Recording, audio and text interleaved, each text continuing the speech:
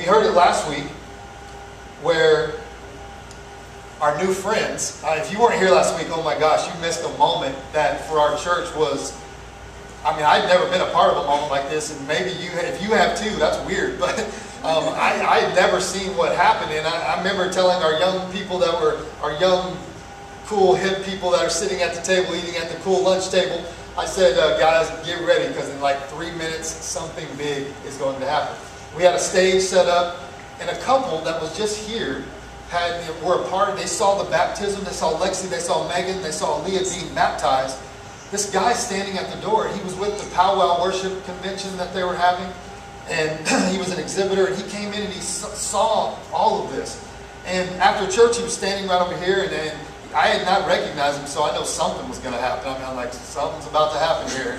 Either we're in trouble, or or God is doing something. So he comes up to me and he says, Pastor, what just happened and what I just saw, he didn't even sit down, he's just watching the whole thing. He says, my wife and I bought these rings at this convention, at this beautiful rings, and we want to renew our vows. And I'm like, that's cool, man, you want to renew your vows? And he's like, no, I want to renew our vows now. And I'm like now? I mean, what do you, I mean, that caught me off guard. I'm like, are you serious now?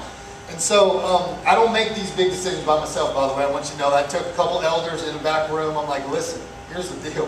This couple we don't even know are like, we want to renew our vows in front of the whole church. What do you think about that? And he described something to me that I want to describe to you today. He says, I have a love for my wife that is something I never had before. He said, before I knew God, my love was a whole different love, and it messed our marriage up. And he says, but now I have this whole different love, and he's just spouting off all this scripture to me, and I'm like, yeah, he's got it. I mean, I'm like, you got this, you know? And so we had a stage, and they stood up in front of all of you. I have never seen you, even to right now, so geared into something that was happening. I was jealous. I'm like, Walter, how are you doing this? You know, like they're actually listening. Just kidding. But you guys were like watching like the best movie of all time. You know, I wish we would have had like music playing behind it or something. And they sat there and described a love for each other. And even the wife, she was so candid with us, was she not? She was like, yeah, he's been on drugs and he was a cheating liar. I mean, and he's just sitting there just like, and you don't, I'm just going to bring it out because every one of you are thinking the same thing. You're like, no, she didn't. Like right in front of and Walter's just taking it. You know why? Because he knew that's not how he is anymore. That there's a new Walter. And Melinda was describing this new Walter now. And they sat there and they heard from 1 Corinthians 13, did they not? That the love verse that we've only typically heard at marriages, right? Or at weddings, excuse me, where that's what they should believe in marriages.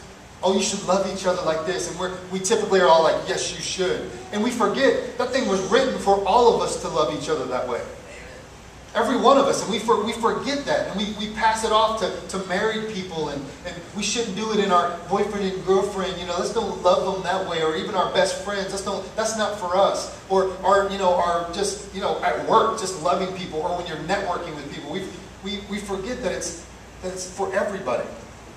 And Peter's writing in all of this, and Paul is writing to the Corinthians saying that you have to get a grasp for what love is before any of this experience of salvation, any of this experience of your church going is really going to come to life.